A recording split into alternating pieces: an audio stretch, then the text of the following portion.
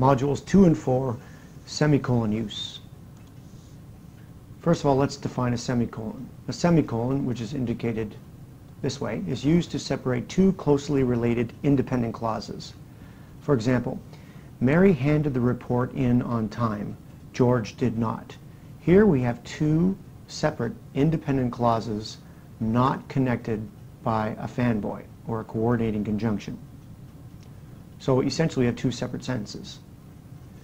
The first one, the first independent clause, is Mary handed the report in on time.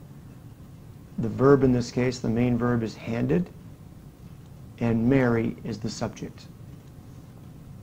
The second independent clause is George did not. Did not is the main verb, and George is the subject. So we know that you cannot have two sets of subject-verb in one sentence. So you must separate them by a period or a semicolon. So a semicolon acts like a period. So why don't we just use a period? Well, a semicolon indicates that the two sentences that are separated by the semicolon are closely related. Helpful hint number 1. A semicolon is often used when a transitional expression such as therefore or however, moreover, consequently, for example, is present in the second independent clause.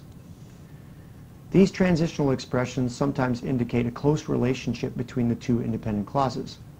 Therefore, we don't use a period, we use a semicolon between the two independent clauses to indicate this close relationship. For example, the first example. The stockholders favored the sale. However, the employees did not. We have two separate independent clauses. The stockholders favored, subject and verb, stockholders favored. And however, the employees did not, verb and subject. We have to separate these two independent clauses with a period or a semicolon, or we would have a run-on sentence. Notice in the second independent clause, let's clean this up a bit. Notice in the second independent clause, however, the employees did not. It begins with the transition however. And we know from comma use that a transition has to be separated from the rest of the sentence with a comma. Also note that if we used a period to separate these two independent clauses into two separate sentences, we would have to capitalize the word however. But since we are using a semicolon to separate these two independent clauses, you don't capitalize the H in however.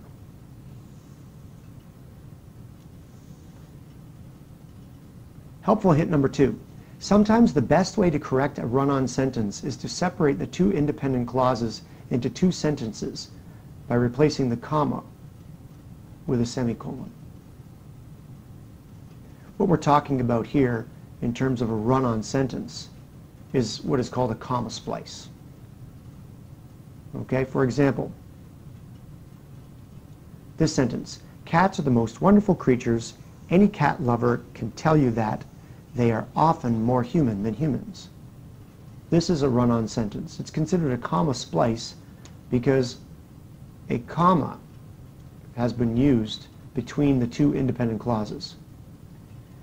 What's required here is either a period or a semicolon or a fanboy, a coordinating conjunction. So, as I said, this helpful hint number 2 is saying that you could simply replace the comma with a semicolon. We have two separate independent clauses. Cats are. Are is the verb. What are? Cats. Subject and verb. There's our first independent clause. And the second independent clause comes after the semicolon. Any cat lover can tell you. Can tell is the main verb. And cat lover, or in this case, lover. Cat describes the lover, so cat is an adjective. So we have two independent clauses, one before and one after the semicolon. Helpful hint number 3. Remember that a comma, not a semicolon, is commonly used if a coordinating conjunction joins the two independent clauses. I've referred to this a couple of times. Here we have two independent clauses. My boss is always late is one independent clause.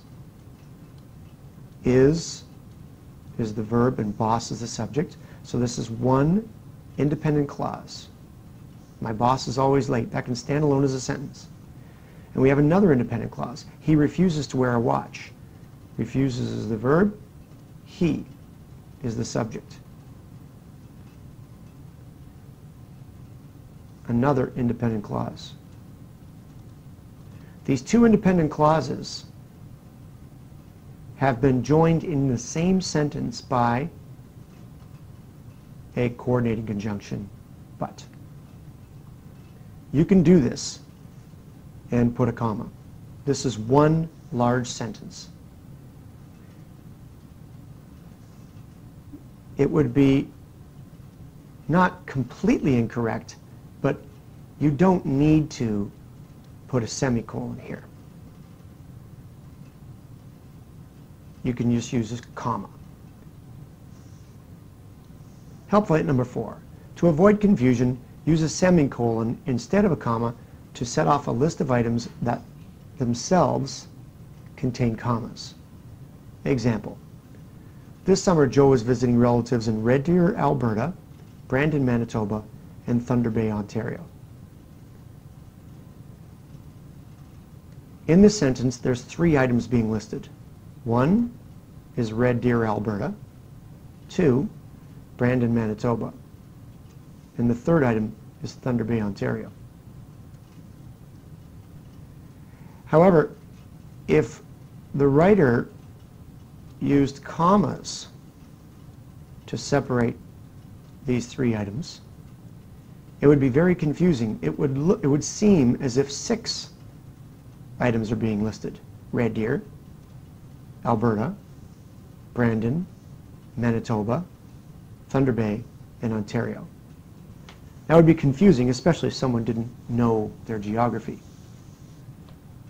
So in these cases, instead of separating the items with a comma, because the items in themselves contain commas and are very complex, the best thing to do